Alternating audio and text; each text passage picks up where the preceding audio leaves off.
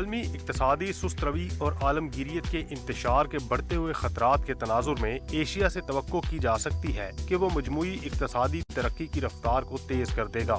دنیا Asia movement کا خیر مقدم کرتی ہے۔ ہیلو برادر بوشو ہم کہاں ہیں؟ ہیلو لیڈرز اور اساتذہ کرام، میں بوشو ہوں، میٹاورس لیبارٹری کا ایک ایسا روبوٹ جو کافی حد تک انسان سے ملتا جلتا ہے۔ ہم بڑے منصوبوں کے لیے RMB میں لین دین کو فروغ دے رہے ہیں۔ مثال کے طور پر ML1 پروجیکٹ جو تقریباً 8 سے 9 بلین ڈالر کا منصوبہ ہے۔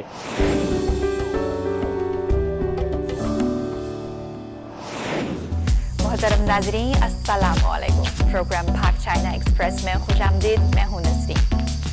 بوآو فورم برائے ایشیا 28 سے 31 مارچ تک چین کے صوبہ ہائنان کے ساحلی قصبے بوآو میں منعقد ہوا۔ کووڈ کے بعد یہ پہلا آف لائن بوآو فورم ہے جس میں 50 سے زیادہ ممالک اور خطوں سے تقریباً 2000 مندوبین اور 40 ممالک اور خطوں سے 170 میڈیا کے 1100 صحافی شامل ہیں۔ آئیے تفصیلات کے لیے دیکھتے ہیں رپورٹ۔ غیر یقینی دنیا چیلنجز سے نمٹنے کے لیے اتحاد اور تعاون کے موضوع پر توجہ مرکوز کرتے ہوئے سالانہ اجلاس میں ترقی اور اشتراکیت، گورننس اور سیکیورٹی، خطہ اور دنیا اور عہد حاضر اور مستقبل جیسے موضوعات پر تبادلہ خیال کے لیے 4 اہم سیکشن قائم کیے گئے ہیں۔ سالانہ اجلاس میں یکجہتی اور اشتراکیت، وبا کے بعد غیر یقینی صورتحال سے نمٹنے کے لیے اقدامات جیسے موضوعات پر بات چیت ہوئی۔ ہم ایک غیر یقینی دنیا میں یقینی نتائج کو تلاش کرنے کی امید رکھتے ہیں اور ہم چیلنجز کا بہتر انداز میں مقابلہ کرنے کے لیے سالانہ کانفرنس میں بات چیت کے ذریعے ممالک کے درمیان یکجہتی اور تعاون کو فروغ دیں گے۔ ہم ترقی کو بہتر طور پر فروغ دینے کے لیے اوپن نیس اور انکلوسیونیس کو برقرار رکھنا چاہتے ہیں۔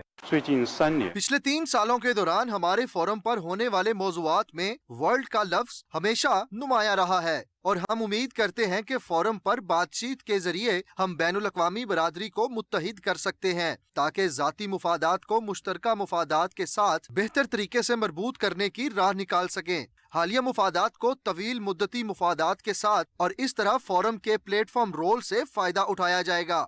2001 میں قائم کیا گیا بوآو فورم ایک غیر سرکاری اور غیر منافع بخش بین الاقوامی تنظیم ہے جو علاقائی اقتصادی انضمام کو فروغ دینے اور ایشیائی ممالک کو ان کے ترقیاتی اہداف کے قریب لانے کے لیے پرعزم ہے۔ اس سال کا ایونٹ کووڈ-19 پھیلنے کے بعد BFA کی پہلی مکمل طور پر آف لائن سالانہ کانفرنس ہے۔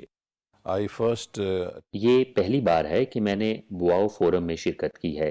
بہت جوش و خروش تھا اور اس میں دنیا بھر سے مندوبین اور سینئر رہنما موجود تھے، تو یہ ماہرین اور پروفیشنل افراد کا ایک بہت اچھا اجتماع تھا۔ میرے خیال میں اس فورم میں نئی ڈیجیٹل ٹیکنالوجیز اور اس کے ترقی پر مرتب ہونے والے اثرات پر بہت زیادہ زور دیا گیا، تو سیکھنے کے اس تجربے کی بے حد ضرورت تھی۔ BFA کی جاری کردہ ایک رپورٹ کے مطابق 2023 میں ایشیا کی حقیقی GDP کی شرح نمو کا تخمینہ 4.5% ہے، جو 2022 میں 4.2% سے زیادہ ہے۔ توقع ہے کہ ایشیا کی مجموعی اقتصادی ترقی کی رفتار میں تیزی آئے گی۔ عالمی اقتصادی سست روی اور عالمگیریت کے انتشار کے بڑھتے ہوئے خطرات کے تناظر میں ایشیا سے توقع کی جا سکتی ہے کہ وہ مجموعی اقتصادی ترقی کی رفتار کو تیز کر دے گا۔ دنیا ایشیا موومنٹ کا خیر مقدم کرتی ہے۔ ایشیا تاریک عالمی اقتصادی منظرنامے میں ایک روشن مقام، علاقائی پیداوار، تجارت، سرمایہ کاری اور مالیاتی انضمام اور ہم آہنگی کو آگے بڑھاتا رہے گا، اور عالمی اقتصادی حکمرانی کے لیے ایشیائی لمحے سے فائدہ اٹھانا ہوگا۔ بان کی مون بوآو فورم برائے ایشیا کے چیئرمین، جو اقوام متحدہ کے سابق سیکرٹری جنرل بھی ہیں، نے BFA کی سالانہ کانفرنس کے موقع پر ایشیائی لمحے کو اہم قرار دیا۔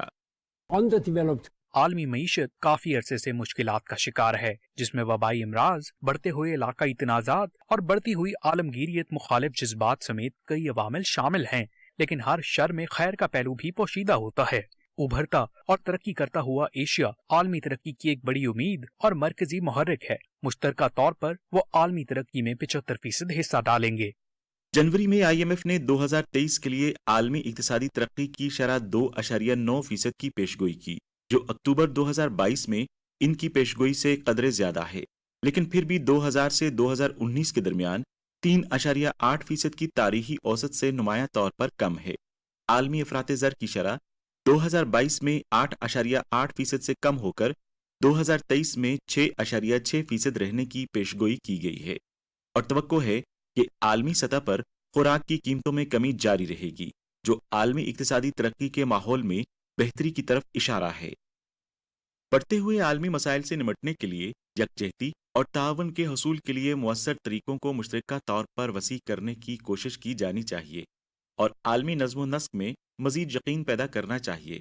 मिसाल के तौर पर बेल्ट एंड रोड इनिशिएटिव, जिसकी तजवीज़ चीनी सदर शी जिनपिंग ने 2013 में पेश की थी, ने पूरी दुनिया में इक्तिसादी राब्तों को बढ़ाने में अहम किरदार अदा किया है। जारी BFA में BRI एक बार फिर अहम बहस का मौजू रहा। BRI दुनिया के मुस्तकबिल की नुमाइंदगी करता है। BRI सिर्फ चीन का इनिशिएटिव या चीनी हुकूमत का मंसूबा नहीं है, बल्कि इस रूट पर मौजूद तमाम ममालिक का मंसूबा भी है।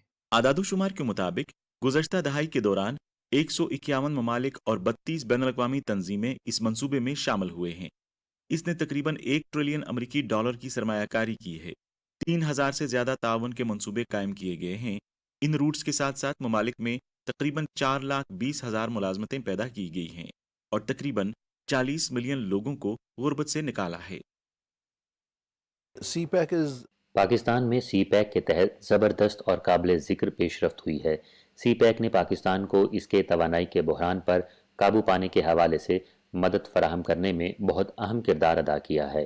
CPEC हमें अपने इंफ्रास्ट्रक्चर, फिज़िकल इंफ्रास्ट्रक्चर और ट्रांसपोर्ट इंफ्रास्ट्रक्चर को जदीद बनाने में भी मदद करता है। इसमें एक फाइबर ऑप्टिक केबल बिछाई गई है जो हमारे डिजिटल इंफ्रास्ट्रक्चर की रीढ़ की हड्डी है और ये एक इंफॉर्मेशन हाईवे है। इसलिए हम सिर्फ मोटरवेज नहीं बना रहे हैं, बल्कि हम CPEC के ज़रिए से इंफॉर्मेशन हाईवेज भी बना रहे हैं। अब तवज्जो सनती ताउन की तरफ मबजूल हो रही है। हमने पाकिस्तान में खुसूसी इक्तिसादी जोन्स कायम किए हैं। इस वक्त दुनिया और तारीख में गैर मामूली तब्दीलियां सामने आ रही हैं। दुनिया को ऐसे नजरिए की जरूरत है जो इस वक्त रहनुमाई करें, चैलेंजों का मुअस्सर हल और इत्तफाक की राय पैदा करने की ताकत रखता हो। हमें तवील मुद्दती और आलमी चैलेंजेस पर दोबारा तवज्जो मरकूज करने की जरूरत है। हमें अमन और मुश्तरका तरक्की की जरूरत है और मिलकर इसके हल पर तबादला ख्याल करना है। हमें एक्शन लेने की जरूरत है। सबके लिए एक मुनसिफाना मकसद की पैरवी की जानी चाहिए। इस साल की सालाना कॉन्फ्रेंस में बनी नौ इंसान के मुश्तरका मुस्तकबिल के साथ एक कम्युनिटी की तामीर की आवाज़ ने बैनुल-अक़वामी बरादरी में बड़े और मजबूत पैमाने पर इस गूंज को जन्म दिया है।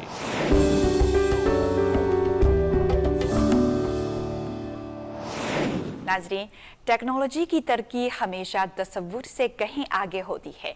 वर्चुअल रियलिटी, मस्नूई ज़हानत, बिग डेटा और मेटावर्स जैसी टेक्नोलॉजीज इंतहाई मुतासिरकुन हैं।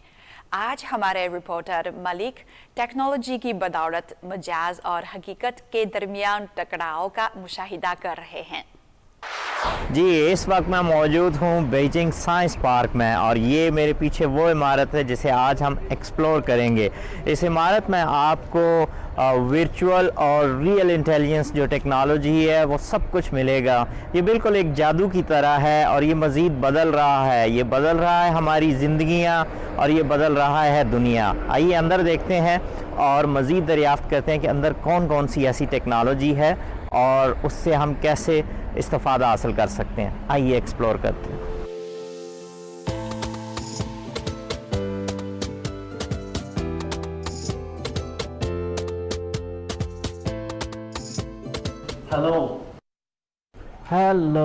Hello brother. पोशू वुशु, हम कहाँ हैं? हेलो लीडर्स और असातिज़े कराम, मैं वुशु हूँ। मेटावर्स लेबॉर्ट्री का एक ऐसा रोबोट जो काफ़ी हद तक इंसान से मिलता जुलता है। इस लेबॉर्ट्री में हमने कामयाबी के साथ चारों तरफ यानी लोगों, मसनूआत, खेत और माहौल को एक्सप्लोर किया और लैंड किया। मेरे दोस्तों के साथ मज़ीद गुफ्तगू करने के लिए खुशामदीद। मसनूई ज़हानत हमारा तकनीकी फ़ायदा है और ये मेटावर्स की मुस्तकबिल में तरक्की के लिए बुनियादी तकनीकी मुआवनत भी है। He's very interesting. वो बहुत दिलचस्प है। वाह, بہت زبردست یہ ایکسپیرینس ہے اور آپ کو گلے ملتا ہے، آپ سے ہاتھ ملاتا ہے اور آپ کا شکریہ ادا کرتا ہے. اتنا ہی زبردست رپورٹ ہے، ایسا پتہ چلتا ہے جیسے حقیقت میں انسان کوئی ہے. دیکھیں اس پہ مختلف جو بھی امپریشن ہیں آپ ان کو سلیکٹ کرتے ہیں اور جیسے ہی آپ سلیکٹ کریں گے تو وہ وہی موومنٹ کرے گا جو آپ چاہ رہے ہیں. تو یہاں پر مختلف موومنٹس ہیں. یہ بہت ہی آسانی سے کنٹرول، ایک موبائل اسمارٹ فون آپ کو چاہیے اور اس سے یہ کنٹرول ہو جاتا ہے. تو آپ نے کوئی بھی موومنٹ کرنی ہے تو اس موبائل کے ذریعے اس اپلیکیشن سے کمانڈ دیں گے اور آپ آسانی کے ساتھ اس کو کنٹرول کر سکتے ہیں. یہ بہت ہی دلچسپ اور آسان. 目前呢，我们国内来说做机器人的 آج کل بہت سے انسان نما روبوٹ کچھ کام بھی انجام دیتے ہیں، جیسا کہ کافی ڈالنا، پانی ڈالنا وغیرہ. اس کے علاوہ شاپنگ مال کے کپڑوں کی دکان میں بھی کچھ روبوٹ کام کرتے ہیں. اسے مختلف قسم کے کپڑے پہنا کر ڈسپلے پر بھی رکھ سکتے ہیں. ہم ایک روبوٹ کو بینک میں بھی لگا سکتے ہیں. کیا بینک کے گائیڈ پروسیجر کو آسانی کے ساتھ پرفارم کیا جا سکتا ہے؟ ہیلو، آپ کون سا کاروبار کرنا چاہتے ہیں؟ میں ایک بینک کارڈ کو استعمال کرنا چاہتا ہوں، کیا آپ اسے یہاں کر سکتی ہیں؟ کیا آپ کے پاس سیو کرنے کے لیے رقم ہے؟ جی ہاں، میں کارڈ اپلائی کر کے پیسہ سیو کرنا چاہتا ہوں.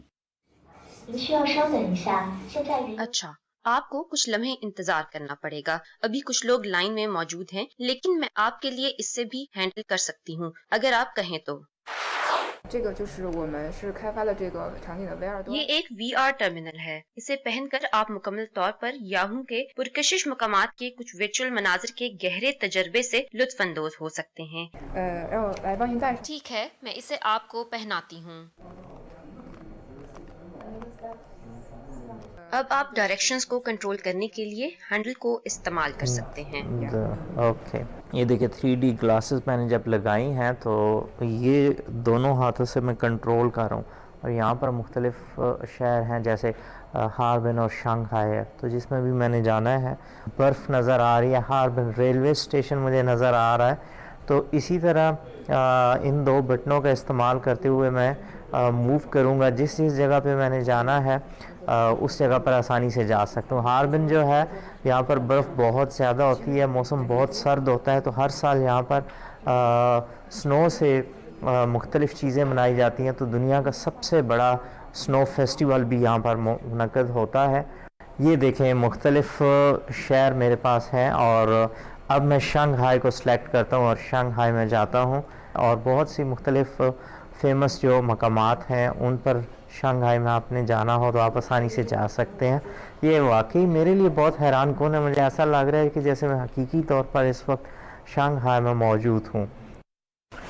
واہ، یہ بہت ہی زبردست اور یونیک ایکسپیرینس تھا. آپ میرے پیچھے دیکھ سکتے ہیں کہ یہ تمام جو شہر ہاربن میں نے دیکھا ہے یہاں پر موجود ہے. اور آپ یہ موبائل فون بھی استعمال کر کے اس پہ ایپ جو ہے وہ استعمال کر کے اور وی آر جو گلاسز ہیں ان کا استعمال کرتے ہوئے بالکل ایک حقیقی دنیا میں جا سکتے ہیں اور لطف اٹھا سکتے ہیں. 我们用3维建模的这种方式， 3D ماڈلنگ کے اس طریقے سے ہم نے ایک شہر کی کچھ گلیوں کے مناظر کو دوبارہ بنایا ہے. اسے براہ راست ہمارے وی آر گلاسز اور ہینڈل ایڈز کے ذریعے کنٹرول کیا جا سکتا ہے. 比如说我们在这个金鱼线里面的这个 اور اسے کچھ خاص سرگرمیوں کے لیے استعمال کیا جا سکتا ہے جن میں لوگ حقیقی دنیا میں شرکت نہیں کر سکتے. مثال کے طور پر ہم نے چے جیانگ صوبے کے لیے ایک وی آر میں رائل سیکریفیشل تقریب کو ملاحظہ کیا. یہ در حقیقت اپنے آباء و اجداد کی یاد منانے کے لیے ایک آف لائن سرگرمی ہے جس میں ایک مقررہ تعداد میں لوگوں کو ہر سال شرکت کرنے کی اجازت ہوتی ہے. اس طرح جو لوگ اس میں شامل ہونا چاہتے ہیں وہ گھر پر ان حقیقی مناظر کو محسوس کرنے کے لیے وی آر آلات کی مدد سے اسے جوائن کر سکتے ہیں. اگر آپ کہیں باہر ہیں اور آپ کے پاس وی آر گلاسز نہیں ہیں تو اس کا بھی ایک بہترین سلوشن ہے. اس کا سلوشن ہے موبائل. یہ جیسے چرچنگ پروونس ہے، یہاں پر تمام جو چرچنگ کی سب سے خوبصورت لوکیشنز ہیں وہ آپ دیکھ سکتے ہیں. آپ کسی پہ بھی کلک کریں اور آپ جا سکتے ہیں اس کے اندر اور ایسا لگتا ہے کہ آپ بالکل وہ گھومتے ہیں اسی جگہ پہ. تو یہ اب آپ اڑنا شروع ہو گئے ہیں. یہ بہت ہی آسان ہے اس کو ہینڈل کرنا، اور ایسے ہی لگتا ہے جیسے آپ گیم کھیل رہے ہیں. 我们在做这个三维立体的这个场景搭建的时候，其实 ہم 3D اسکینر کی مدد سے حقیقت میں وجود رکھنے والی ہر شے جیسا کہ عمارتوں اور مجسموں کے 3D ماڈلز بنا سکتے ہیں تاکہ یہ یقینی بنایا جا سکے کہ آپ جو کچھ دیکھتے ہیں وہ حقیقی دنیا کے بہت زیادہ قریب ہے.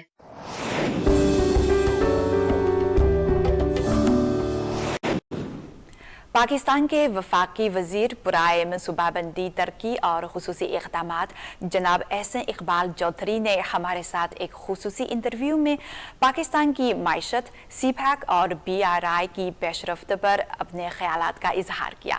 آئیے ایک نظر ڈالتے ہیں. As you mentioned that this year, 10th anniversary of BRI. اس سال چین کے بیلٹ اینڈ روڈ انیشیٹو کو 10واں سال اور چین پاکستان اقتصادی راہداری کو 10 سال ہو گئے ہیں. اس سالگرہ سے آپ کیا توقعات رکھتے ہیں؟ Yes, on this occasion we are hoping to organize. جی ہاں، اس موقع پر ہم امید کر رہے ہیں کہ سی پیک کو 10 سال مکمل ہونے پر سربراہی اجلاس منعقد کیا جائے گا. ہم چین اور دیگر BRI ممالک کی سینئر قیادت کو پاکستان میں سی پیک کی کارکردگی دکھانے کے لیے مدعو کریں گے، اور ہم ایک خصوصی JCC اجلاس منعقد کرنے کے لیے بھی پر امید ہیں جسے مشترکہ رابطہ کمیٹی کہتے ہیں، اور یہ سی پیک کا اعلیٰ ترین فورم ہے تاکہ ہم سی پیک کے دوسرے مرحلے کی سمت متعین کرنے کے لیے کچھ نئے منصوبوں کی بھی منظوری دے سکیں. We see that Pakistan is currently facing. Pakistan کو اس وقت معاشی بحران کا سامنا ہے، جیسا کہ امریکی ڈالر کی کمی. اس بحران سے کیسے نکلا جائے؟ بیلٹ اینڈ روڈ انیشیٹو اس میں کیا کردار ادا کر سکتا ہے؟ Well, Pakistan is currently facing economic crisis. Pakistan اس وقت متعدد وجوہات کی بنا پر معاشی بحران میں گھرا ہوا ہے. بدقسمتی سے سب سے پہلے گزشتہ 4 سالوں کے ناقص معاشی انتظام کی وجہ سے، پھر وبائی مرض اور پھر روس یوکرین تنازع پیدا ہو گیا. اس کے علاوہ یہ کہ ہم حال ہی میں بدترین ماحولیاتی تبدیلیوں سے پیدا ہونے والی تباہ کاری کا شکار ہوئے ہیں، جس سے ہمیں $30 بلین کا نقصان ہوا. اس لیے نئی حکومت معیشت کی بحالی اور استحکام کے لیے کوشاں ہے. ہمیں لگتا ہے کہ اگلے چند سالوں کے لیے پاکستان کی اولین ترجیح ہماری ایکسپورٹ پرفارمنس کو بہتر بنانا ہے، کیونکہ صرف اپنی ایکسپورٹ کو بہتر بنا کر ہی ہم زر مبادلہ کما سکتے ہیں، جسے پھر ماضی میں لیے گئے قرضوں کی مد میں واپس کرنا ہے. اب BRI اور علاقائی تعاون پیدا کرنے کی جو کوشش ہم کر رہے ہیں، ہمیں لگتا ہے کہ اس سے پاکستان کے لیے چین اور دیگر BRI ممالک کے ساتھ مزید تجارت کرنے کے بے پناہ مواقع پیدا ہوں گے. احسن اقبال نے قرض کے جال کے حوالے سے رد عمل دیتے ہوئے کہا، مغربی میڈیا دنیا بھر میں چینی سرمایہ کاری کے خلاف پروپیگنڈا مہم میں سب سے آگے رہا ہے. See, first of all, I would say that the third سب سے world. پہلے تو میں یہ کہوں گا کہ تیسری دنیا یا ترقی پذیر دنیا وبائی مرض کی وجہ سے، پھر روس یوکرین تنازع کی وجہ سے جس نے مصنوعات کی سپلائی کے عمل کو شدید متاثر کیا، آج ایک گہرے بحران میں گھری ہوئی ہے. ہر ملک اپنے کرنٹ اکاؤنٹ بیلنس کو پورا کرنے کی کوشش کر رہا ہے، جبکہ BRI بہت بڑی امداد کی پیشکش کرتا ہے، اور اگر G7 ممالک بھی انفراسٹرکچر فنڈ قائم کرتے ہیں تو میں کہوں گا کہ ہمیں انہیں مسابقتی پروگرام کے طور پر نہیں دیکھنا چاہیے. ان اقدامات کو باہمی مقابلے کے طور پر دیکھنے کے بجائے ہمیں یہ دیکھنا چاہیے کہ وہ ایک دوسرے کے کام کی تکمیل کر رہے ہیں، اور ترقی یافتہ دنیا کو بہت کچھ کرنے کی ضرورت ہے. We also see, according to the latest State Bank. تازہ ترین اطلاعات کے مطابق اسٹیٹ بینک آف پاکستان کے پاس موجودہ زر مبادلہ کے ذخائر میں حال ہی میں بیرونی قرضوں کی فراہمی کی وجہ سے $354 ملین کی کمی واقع ہوئی ہے.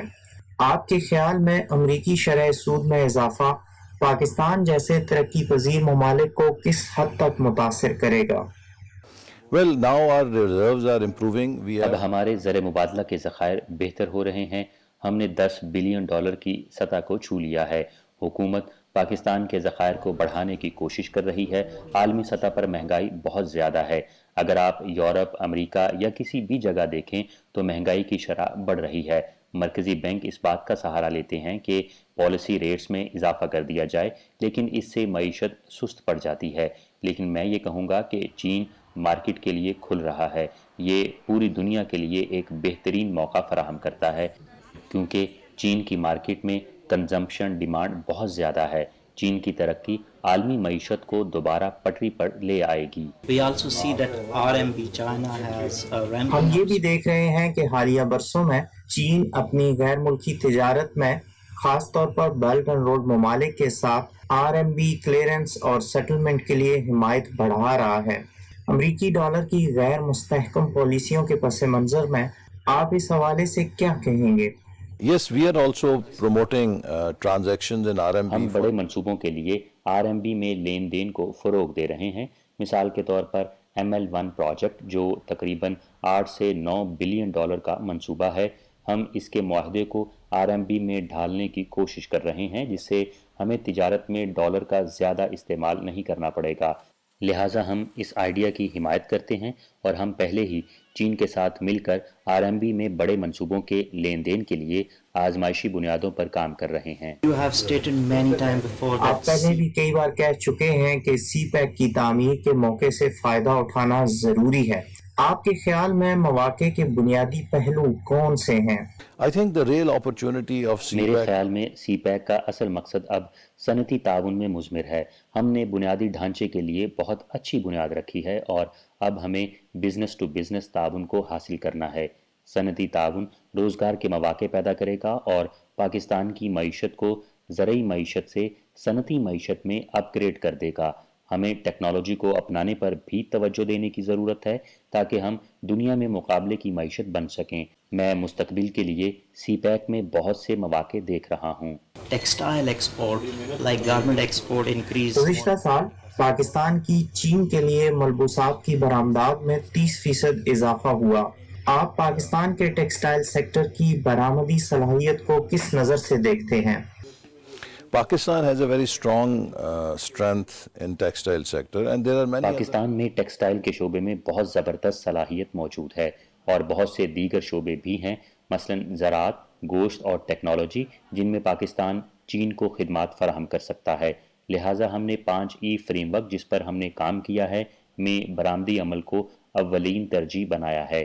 پہلا ای برآمد سے متعلق ہے، یہ مرکزی حیثیت رکھتا ہے. دوسرا ای پاکستان ہے جس کا مطلب ہے کہ ہمیں نوجوان آبادی کو ٹیکنالوجی اور ڈیجیٹل ٹولز تک رسائی دے کر پاکستان کے لیے فائدہ مند بنانا ہے. تیسرا ای ماحولیات کے لیے ہے. ہم کلائمیٹ ڈیزاسٹرز کی وجہ سے بہت زیادہ خطرے سے دوچار ہیں، ہمیں خوراک اور پانی کی حفاظت پر کام کرنا ہے. چوتھا ای انرجی کے لیے ہے. انرجی کے بغیر معیشت جدید نہیں ہو سکتی، لہٰذا ہمیں فوسل فیولز سے رینیویبل فیولز کی طرف منتقل ہونا پڑے گا. حکومت اب 10,000 میگا واٹ شمسی توانائی کا پروجیکٹ شروع کر رہی ہے. اور پانچواں ای ایکویٹی کے بارے میں ہے. جب آپ ترقی کرتے ہیں تو آپ کو یہ یقینی بنانا ہوگا کہ اس کے ثمرات ہر کسی تک پہنچائے جائیں. ہر کسی کو اپنا حصہ اور خوشحالی ملنی چاہیے. مجھے لگتا ہے کہ اب وقت آن پہنچا ہے کہ ہمارے مستقبل کے تمام مسائل کا حل ایکسپورٹ کے شعبے میں ہے اور یہی وہ چیز ہے جس پر حکومت اب خاص توجہ دے رہی ہے. پروگرام پاک چائنا ایکسپریس دیکھنے کا بہت شکریہ. اگلی دفعہ ملیں گے. خدا حافظ.